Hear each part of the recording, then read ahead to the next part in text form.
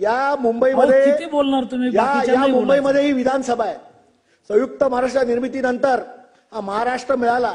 यशवंतरावांनी हा मंगल कलश दिल्लीहून या मुंबई महाराष्ट्रामध्ये आणला.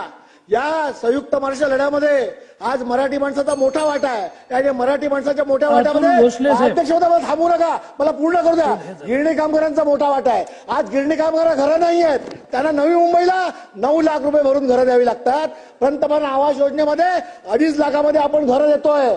या सगळ्या गिरणी कामगारांना नवी मुंबईला येत आहेत, त्यांना याच मराठी माणसाला मुंबईमध्ये आपण घरं द्या आणि पंतप्रधान आवास योजनेची जी किंमत आहे 2.5 लाख, त्या किमतीमध्ये गिरणी कामगारांना घरं द्या अशी माझी मागणी आहे. आज हा सगळा कामगार तिकडे आझाद मैदानावर उपोषणाला बसलाय. सरकार मात्र ढिम्म आहे.